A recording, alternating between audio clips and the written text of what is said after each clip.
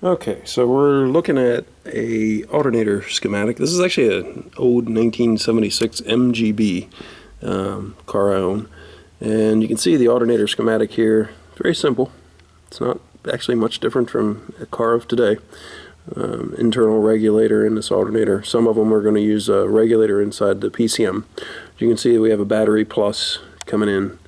We have a battery plus going out over to the battery, heavier cable there. See a darker line, a little thicker. And then we have an indicator light. So what we've done is we've taken and put the alternator in device, because I'm checking the function of it just to make sure after rebuild it, put some new brushes and things in it. So I've hooked up some wires here. You can see a few of them. So we have our indicator light is this wire right here. Of course, all of them are red, but the bottom red wire is our indicator light. And what we'll do is we'll hook this to a small light bulb. So when we spin it, we should see the light bulb go out once it starts to generate power.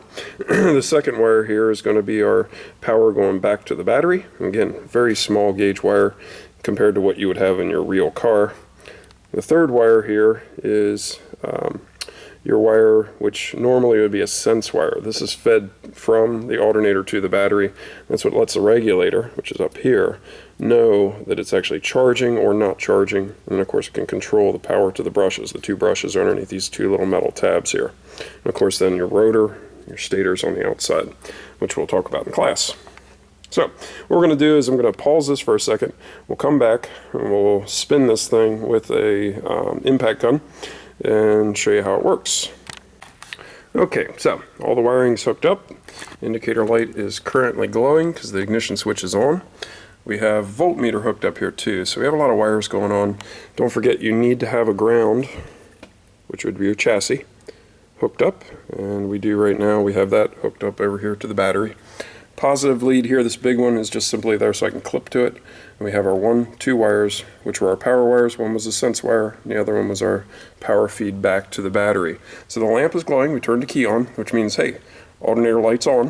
Of course, we haven't spun it yet. We haven't started the engine, so the light's going to stay on. So we're going to get our impact gun hooked up here. We're going to spin it on the front of the pulley, which would normally be your belt turning this. If I turn it by hand, obviously I can't spin it fast enough to turn that light bulb off, so we're going to have to spin it by using air power. So I'm going to pause it again and we'll put it back on. Okay, now we have everything set up. One thing I forgot to say is that I do have a voltmeter hooked up to the battery so we can kind of monitor the battery voltage. You'll notice that as I spin this, it actually will get a little harder to turn because the magnetic field is being generated in there. It gets stronger. So initially we'll get it spinning.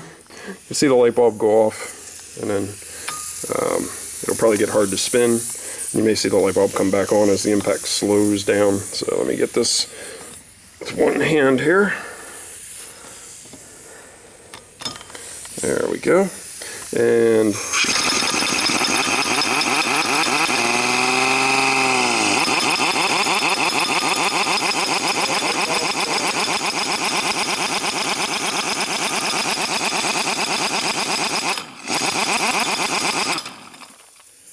okay, as you can see there, the impact was starting to impact rather than just spin. If I had something that we could spin it like with an arrow ratchet, probably would have been a little better, except it would have been very loud. But you can see the light go out, which means that we are generating power because this is picking up a ground through the regulator assembly to turn that light bulb on. So once we start to spin power, we get 12 volts and 12 volts on each side of a light bulb. And we know if there's no potential for current to flow, current will not flow. Therefore, the light bulb will not light. So kind of an interesting little demonstration. Hopefully you like it.